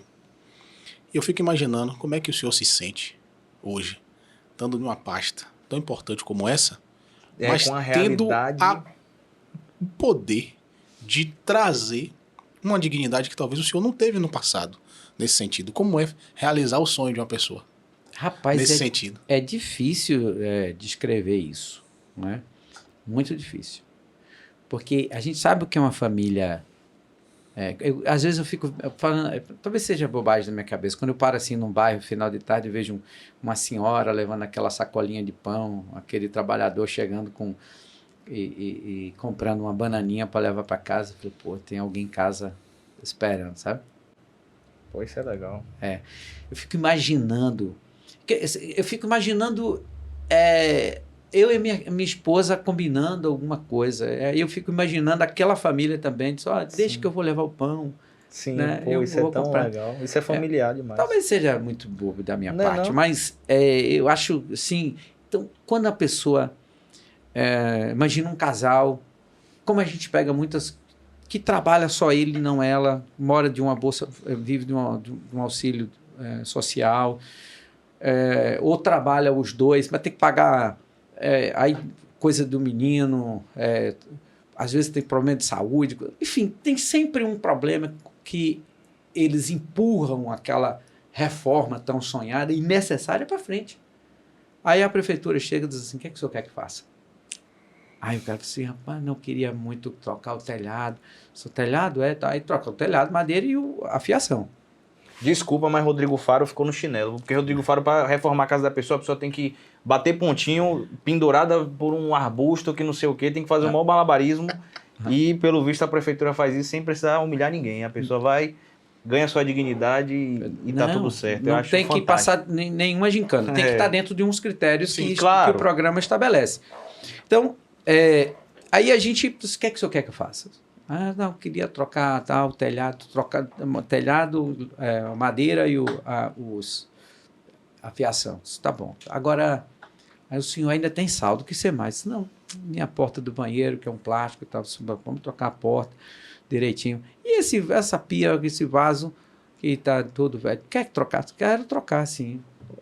Não, eu preferia que botasse lá no quarto da minha filha, que ela tem problema ela tem respiração, asma, sei lá o que for, insalubre e tal. Então tá bom, vamos pintar lá, rebocar e pintar e tal. Isso é muito bom. Secretário. E outra coisa assim, ó, que cor que o senhor quer que a gente pinte? Isso é fantástico. Isso é fantástico. Ó, se me perguntasse, eu ia querer que pintasse de preto. Eu tenho um quarto em casa, eu amo cor preto. Eu comecei, na pandemia, eu dava aula de casa, naquele negócio de dar aula online. Eu falei, rapaz, eu vou pintar esse quarto todo de preto. Aí o pessoal, rapaz, que maluquice é essa? Eu gosto da cor, sabe? Sim. Do preto, eu gosto de preto. Agora, deixa eu te fazer uma pergunta, a gente já tá finalizando. Você não perguntou não, mas eu gosto do azul. Gosta do azul? É azul, eu também sou, minha cor favorita é azul. Eu gosto de preto, branco e cinza. É que o azul e branco, tô falando de roupa. Eu tô falando. Eu também, eu tô falando. Dá certo com qualquer coisa. Né? Verdade. Você bota um terno. Você tá com a camisa azul, bota um terno claro, bota azul, bota um preto, bota um mais Principalmente claro. a gente que é homem, que é básico, né? Já foi. Agora sim, deixa eu te fazer uma pergunta. Mas o preto é muito bonito. Tanto é que eu tô aqui. De preto. Né? Veja, eu sei que nessa sua caminhada, principalmente hoje o senhor tem uma pasta no executivo, eu sei que o senhor está com agenda, tem outras agendas aqui, mas eu sei que o senhor já viu, dentro dessa sua jornada na política, o senhor já deve ter se deparado com uma série de situações, já viu todo tipo de gente, já sentou para negociar no sentido de conversar, dialogar com todo tipo de pessoa. E eu imagino que, como o senhor está por dentro, né, o senhor também já teve muitas decepções, e o que é natural. Mas o senhor ainda tem, mesmo sabendo que já dialogou com gente que não vale nada, com gente aproveitadora, o senhor ainda, mesmo assim, tem esperança nesse país, esperança de que o seu trabalho, o que o senhor acredita, o senhor falou de missão, de visão, de valores, o senhor ainda tem esperança que com esse trabalho, qual o seu sonho com esse trabalho? Bom, claro que eu tenho esperança. Decepções, a decepção, ela vem por uma expectativa colocada em algo ou em alguém. Né? Ou superlativa, você teve uma expectativa muito grande que ninguém conseguiria suprir, ou porque a pessoa realmente não conseguiu atender, porque ela realmente não podia.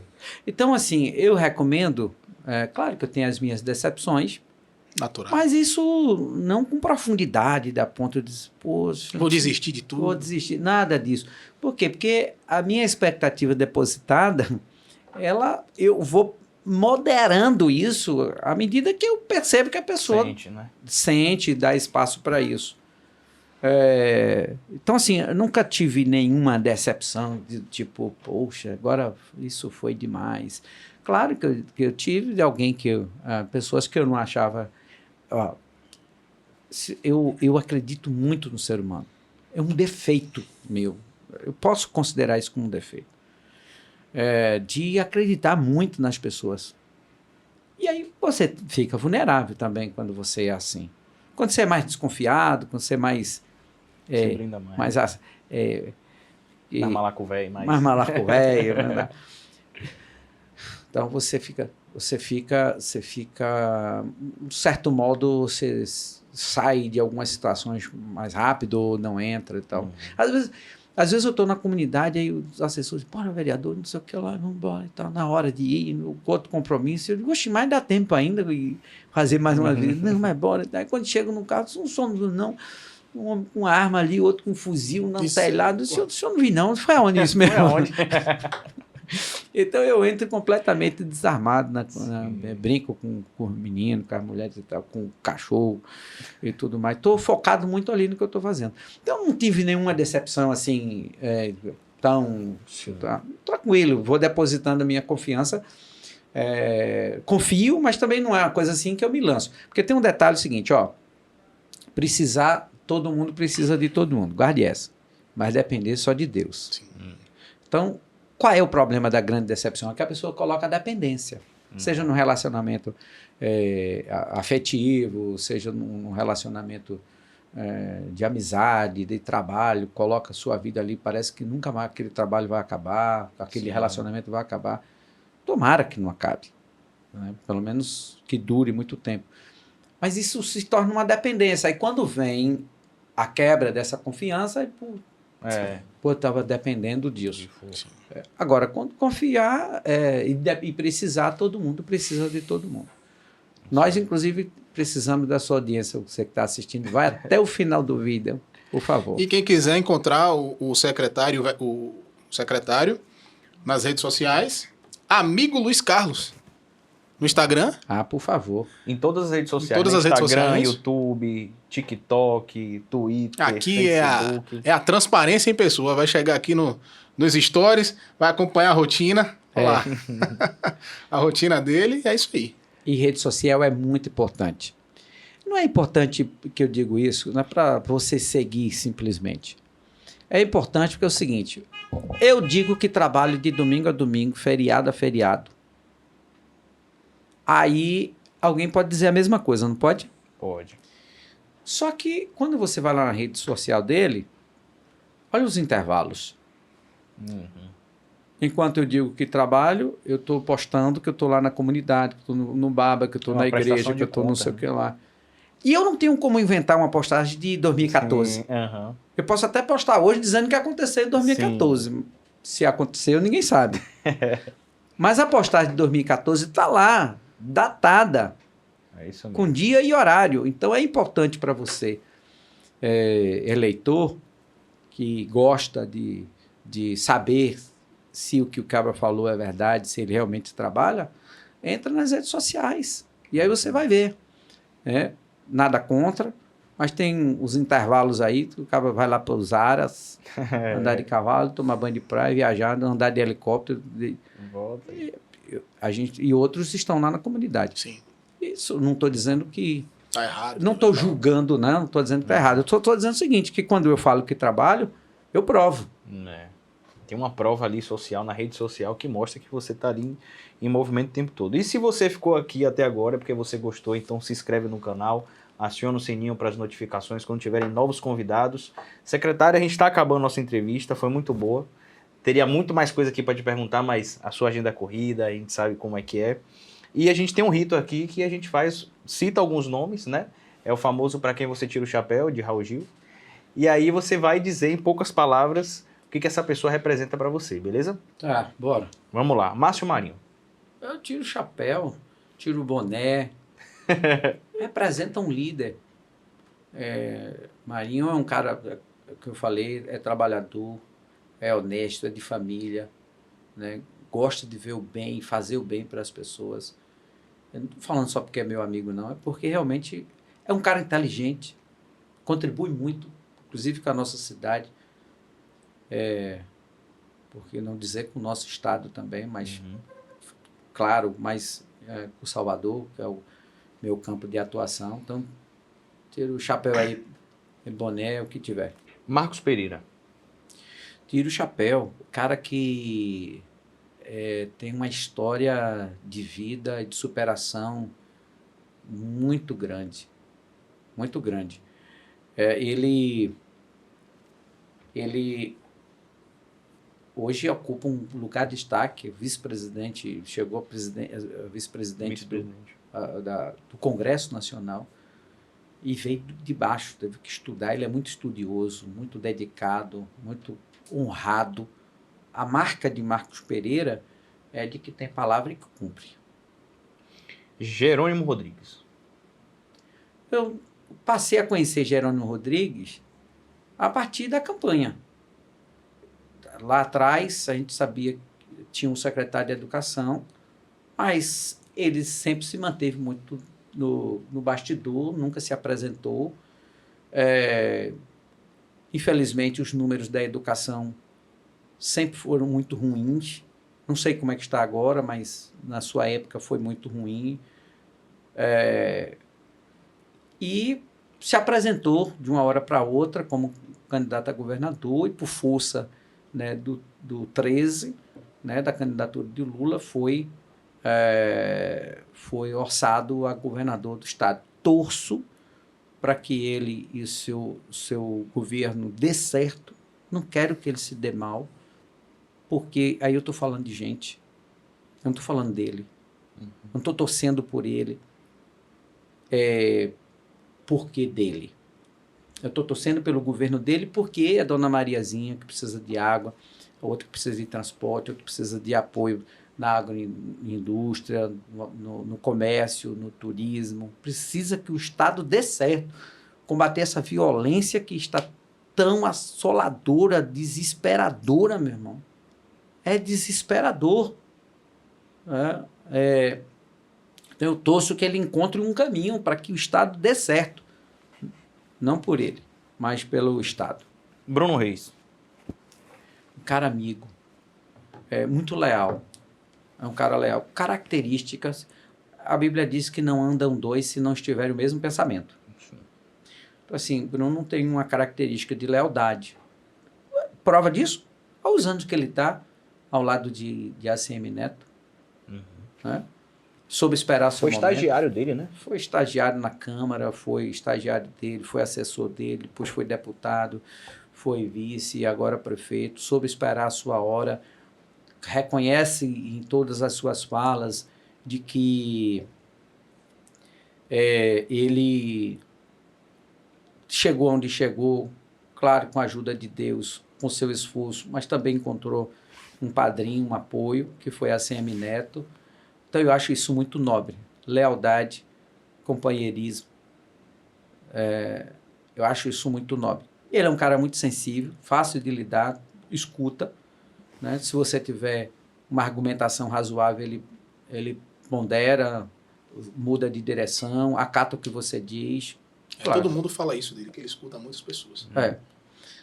Então, nota 10. Ana Paula Matos. Inteligentíssima, né? Muito inteligente, muito dedicada. Tanto é técnica como política. Sim. Perfeito. E aí, Clay, mais alguma consideração? Não, na verdade, só tenho a agradecer ao senhor por estar aqui com a gente, por dar essa moral. E não só isso, né? Prestar conta pro povo, que é importante. Hoje, graças a Deus, a gente tem esse canal, a gente tem vários outros canais, que outrora não era assim, né? Mas hoje, graças a Deus, a gente tem o político, o vereador, ele tem essa oportunidade hoje de prestar contas pro povo, e eu acho isso muito importante, faz parte do processo democrático. Muito obrigado, secretário. E a gente torce muito pro senhor. Eu que agradeço. Para mim não me custa nada, porque eu gosto de conversar. É só para conversar. E aí tá tudo certo. Exatamente. Próxima vez traga um violãozinho, que eu soube que o senhor toca um violãozinho. Rapaz, eu não toco, não. Eu só sou um curioso. E aí... eu tenho lá um violãozinho, enfim, para fazer algumas notinhas. Sim. Quando eu estou interessado em aprender uma música, eu vou, toco a música. E pronto, só isso. Mas eu gosto muito de música. Se eu tivesse aprendido a cantar e a tocar como o Daniel, talvez... Não. Mas essa não foi minha não foi não, né? Eu estou à disposição, qualquer coisa que vocês quiserem saber. Se eu souber, eu digo. Se eu não souber, eu pesquiso. Obrigado por sua presença. Gente, esse foi mais um episódio do PolitiQuestion, que é uma parceria do Você Notícias com o Politimax. A gente agradece aqui ao secretário Luiz Carlos pela sua participação e a você pela sua audiência. Um abraço e até a próxima.